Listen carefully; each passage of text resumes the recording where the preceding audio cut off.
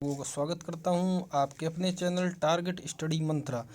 तो चलिए दोस्तों, आज हम सब लोग देखेंगे सीडीपी के प्रश्न दोस्तों, चाइल्ड डेवलपमेंट पेडागोजी। तो चलिए दोस्तों, एक बार कहना चाहता हूं, जिन भी दोस्तों ने अभी तक हमारे चैनल को सब्सक्राइब नहीं किया है, सब्सक्राइब जरूर करिए और बेल आइकन जरूर दबाइए दोस्तों, जिससे हमारे सभी वीडियो आपके पास समय से पहुँच सकें। चलिए दोस्तों, वीडियो पसंद आए दोस्तों लाइक और शेयर ज़रूर करिएगा। कोई भी सुझाव हो दोस्तों तो कमेंट बॉक्स में ज़रूर करिएगा। चलिए बढ़ते हैं दोस्तों प्रश्नों की तरफ। देखिए दोस्तों, पहला प्रश्न, what is the definition of cognition? संज्ञान की परिभाषा क्या है? The process of acquiring and understanding knowledge, thought और थॉट एक्सपीरियंस एंड सेंस। हमारे विचारों, अनुभव और इंद्रियों के माध्यम से ज्ञान प्राप्त करने और समझने की प्रक्रिया। या फिर the process of biological and psychological change, जैविक और मनोवैज्ञानिक परिवर्तनों की प्रक्रिया। या फिर दोस्तों, डेवलपिंग एटीट्यूड एंड इंटरेस्ट, रुख और रुचि विकसित करना। या फिर स्ट्रक्चरल एंड साइकोलॉजिकल चेंज, संरचनात्मक और शारीरिक विकास। तो दोस्तों देखिए क्या है, इसमें संज्ञान की परिभाषा पूछा गया है। तो बहुत अच्छा प्रश्न है दोस्तों। संज्ञान मतलब कॉग्निशन, तो क्या होगा दोस्तों इसका? हमारे विचारों, अनुभव और इंद्रियों के माध्यम से ज्ञान प्राप्त करने और समझने की प्रक्रिया को हम लोग संज्ञान कहते हैं। तो चलिए दोस्तों, इसका हो जाएगा ए, पहले का दोस्तों ए हो जाएगा। चलिए दोस्तों, दूसरे प्रश्न की तरफ बढ़ते हैं। देखिए दोस्तों, थोड़ा बड़ा प्रश्न है, आराम से पढ़ेंगे। What are the major characteristics and developmental change that are found occur in the children in the age group of 2 to 7 year? 2 से 7 वर्ष की आयु के बच्चों में पाए जाने वाले प्रमुख लक्षण और विकासात्मक परिवर्तन क्यों हैं? Children learns about the world thought basic action such sucking, grasping. बच्चे बुनियादी क्रियाओं जैसे चूसने, लोभी के माध्यम से दुनिया के बारे में सीखते हैं।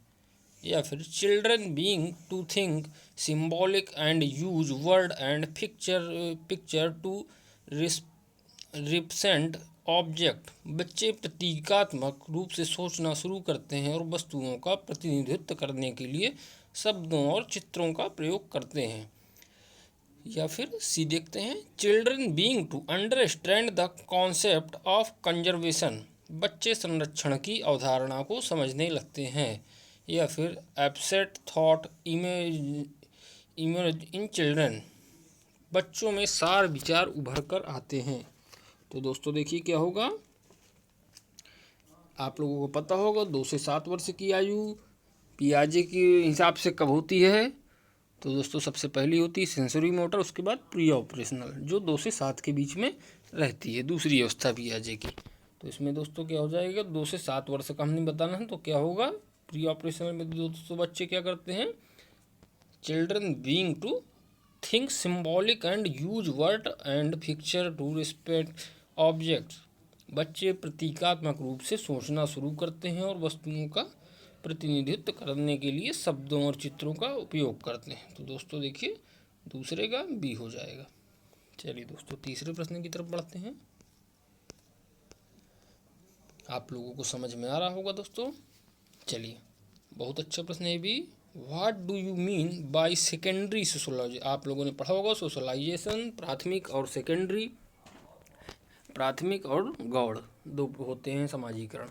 तो देखिए दोस्तों, सामाजिकरण, माध्यमिक सामाजिकरण से आपका क्या तात्पर्य है? माध्यमिक मतलब गौड़, यहाँ पर गौड़ कर लीजिएगा दोस्तों।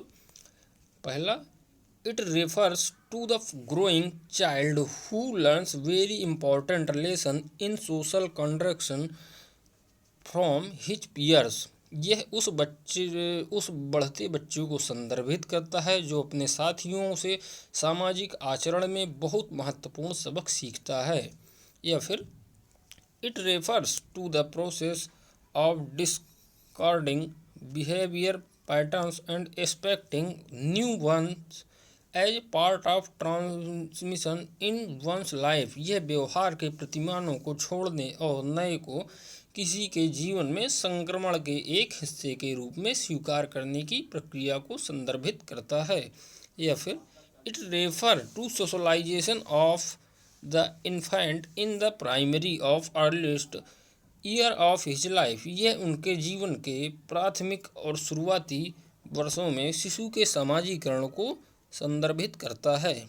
या फिर it refer to the process by which mean learn the culture of a group with the anticept of joining the group, यह उस प्रक्रिया को संदर्भित करता है जिसके द्वारा पुरुष समूह में शामिल होने की प्रत्याशा के साथ एक समूह की संस्कृति को सीखते हैं। तो देखिए दोस्तों, हमको सेकेंडरी सोशलाइजेशन बताना है। क्या होगा दोस्तों सेकेंडरी सोशलाइजेशन में? इसमें होगा दोस्तों आप लोग ध्यान से पढ़िए और जवाब दीजिए दोस्तों।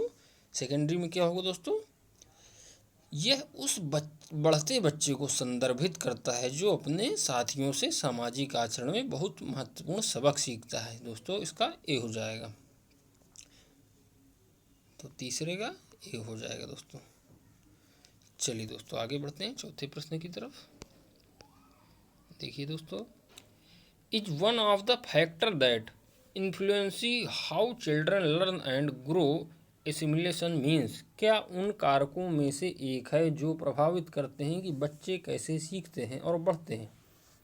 Process of taking in new information into our already existing schema, ये भी दोस्तों पियाजे से प्रश्न है। हमारे पहले से मौजूद स्कीमा में नई जानकारी लेने की प्रक्रिया। चेंजिंग और अल्टरनिंग और existing schema in light of new information, नई जानकारी के प्रकाश में हमारे मौजूदा स्कीमा को बदलना। या फिर moving from one stage of thought of the next, विचार के एक चरण से अगले तक जा रहे हैं। या फिर मॉडिफाइंग एक्सिस्टिंग स्कीमा और ideas as a result of new information of new experience, नई जानकारी या नए अनुभवों के परिणाम स्वरूप मौजूदा स्कीमा या विचारों को संशोधित करना। तो देखिए दोस्तों क्या होगा, आप लोग जवाब दीजिए इसका।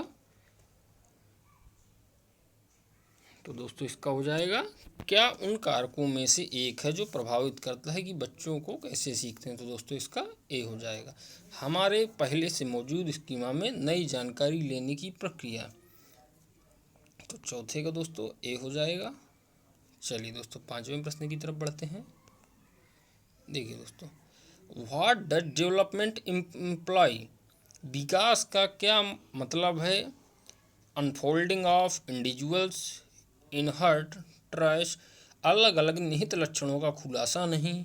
या फिर क्वालिटेटिव चेंज, गुणात्मक परिवर्तन। या फिर क्वांटिटेटिव चेंज, मात्रात्मक परिवर्तन। या फिर increase in height weight and length, ऊंचाई वजन और लंबाई में वृद्धि।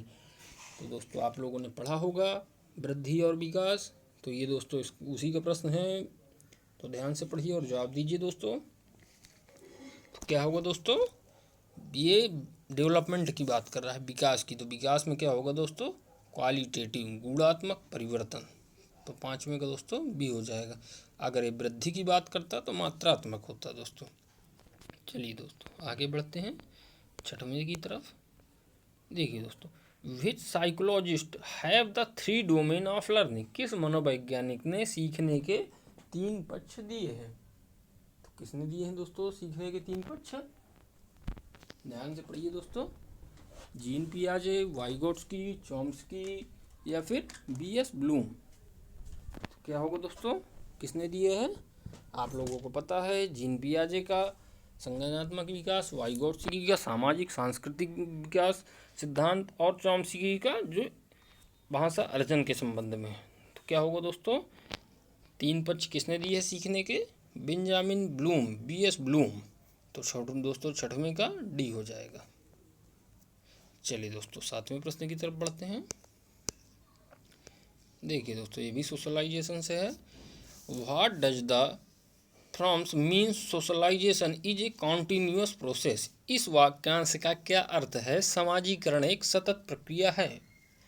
तो दोस्तों देखिए, society intend to control the behaviour of its member unconsciously. समाज अपने सदस्यों के व्यवहार को अनजाने में नियंत्रित करना चाहता है। या फिर member of a society transmit its culture to the next generation and the society continues to exist. एक समाज के सदस्य अपनी संस्कृति को अगली पीढ़ी तक पहुंचाते हैं और इस प्रकार समाज का अस्तित्व बना रहता है। या फिर it refers to the knowledge और स्किल्स एक्वायरिंग बाई इंट्रक्शन और स्टडी। यह निर्देश या अध्ययन द्वारा अर्जित ज्ञान या कौशल को संदर्भित करता है। या फिर D, children learns their language customs norms and values in the family. बच्चे परिवार में अपनी भाषा, रीति रिवाज, मानदंड और मूल्य सीखते हैं। तो क्या होगा दोस्तों, सोशलाइजेशन एक सतत प्रक्रिया है, सामाजिकरण एक सतत प्रक्रिया है।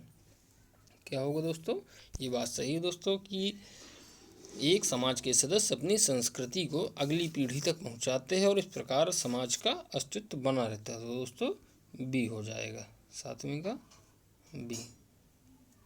चलिए दोस्तों 8वें प्रश्न की तरफ बढ़ते हैं। देखिए, what do you understand by promote the children mental development. बच्चे के मानसिक विकास को बढ़ावा देने से आप क्या समझते हैं। इंट्रैक्शन, स्टिमुलस एंड प्ले, बातचीत, उत्तेजना और खेल।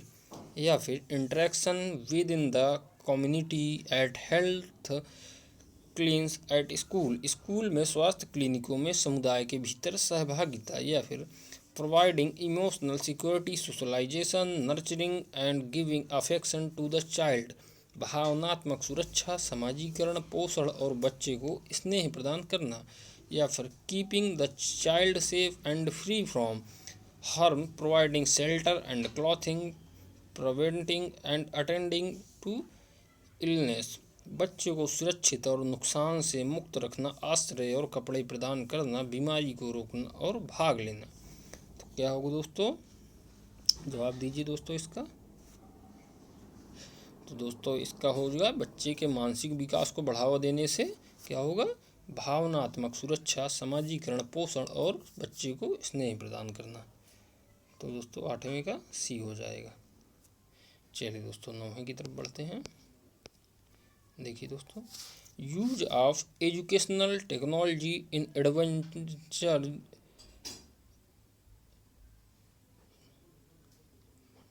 देखिए दोस्तों, over many other method because, शैक्षिक तकनीकी का उपयोग कई अन्य तरीकों से लाभप्रद है क्योंकि it allow time from thinking, यह सोचने के लिए समय की अनुमति देता है। या फिर it providers wider range of sensory involvements, यह संवेदी भागीदारी की व्यापक श्रेणी प्रदान करता है।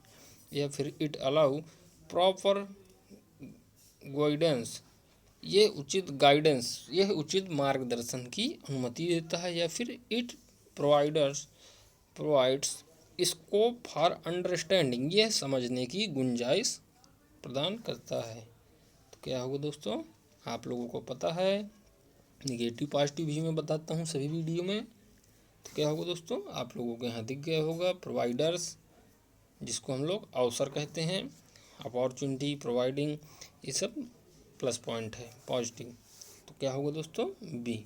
शैक्षिक तकनीकों का उपयोग कई अन्य तरीके से लाभप्रद है क्योंकि it's providers wide range of sensory involvement, यह संवेदी भागीदारी की व्यापक श्रेणी प्रदान करता है। तो दोस्तों 9वें का हो जाएगा बी। चलिए दोस्तों 10वें प्रश्न की तरफ। तो देखिए दोस्तों, यहाँ पर 10वां प्रश्न वो हो गया है, लेकिन मैं आपको बताए दे रहा हूँ। ये 10वें प्रश्न में है दोस्तों, माइक्रो टीचिंग में हाव भाव को निम्नलिखित में से किस। दोस्तों ये पीपीटी बनाने में थोड़ा डिस्टर्ब हो गया है, तो प्रश्न इसका नहीं दिख रहा, लेकिन इसके विकल्प है, मैं बोले दे रहा हूँ, आप लोग सुन लीजिए।